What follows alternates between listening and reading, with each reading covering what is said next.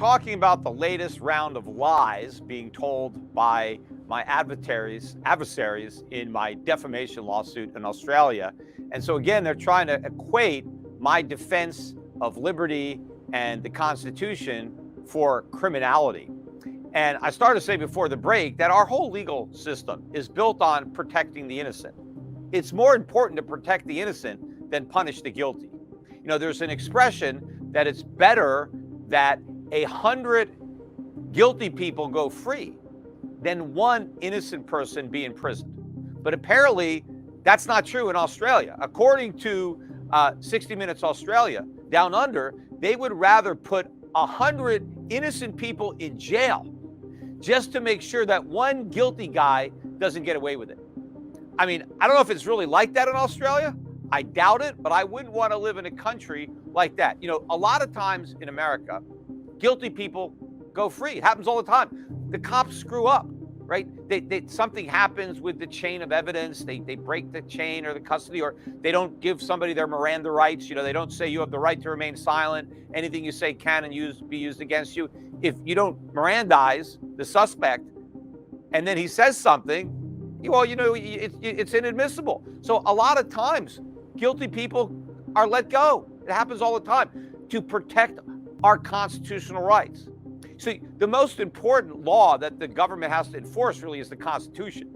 Yes, I want the governments to go after the money launderers or people who break the law, but the most important law that has to be enforced is the Constitution. It's important that the government not break the law. It's more important that the government honor the law than any one individual, because when the government violates the law, the whole country suffers. You know, a criminal, yes, you know, some individuals suffer from a crime and that's bad, but not 300 million of us. So it's the government. That's where it's the most important. So if a crook, right, if a tax cheat gets away with tax cheating, that's okay if it means that we protect our constitutional rights.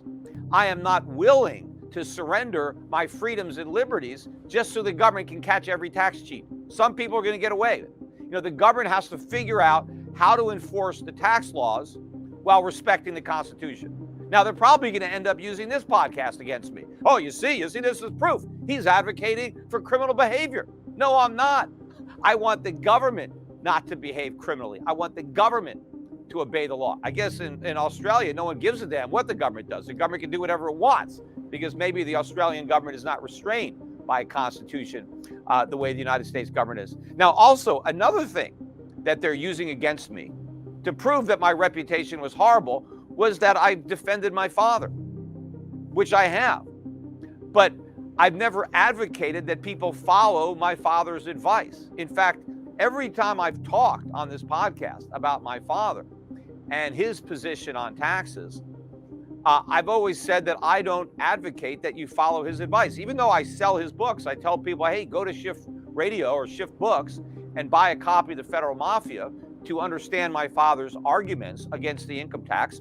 I've always prefaced that by saying, don't follow his advice, pay taxes, right? And, you know, don't take the principled constitutional stance that my father took. I've never advocated that. I mean, I've never done it myself.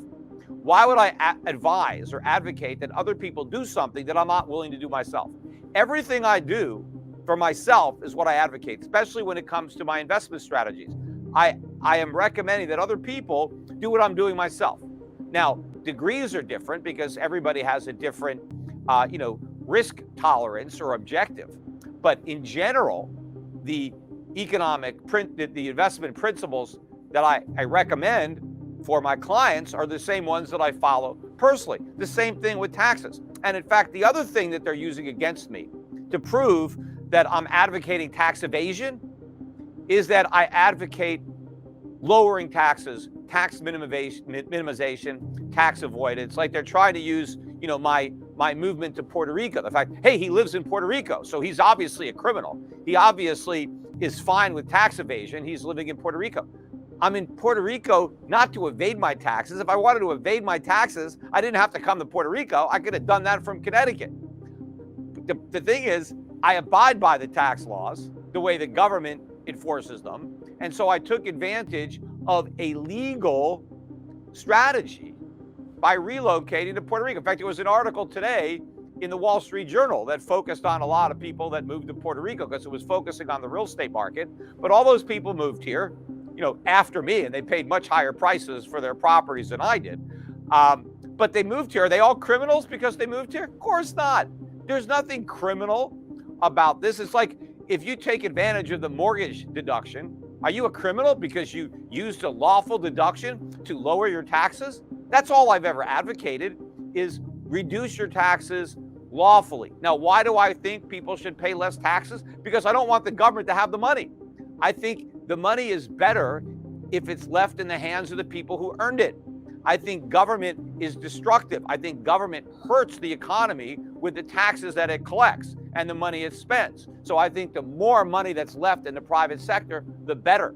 So out of patriotism and out of my economic understanding, I advocate that people try to minimize their taxes. But there is nothing illegal about that.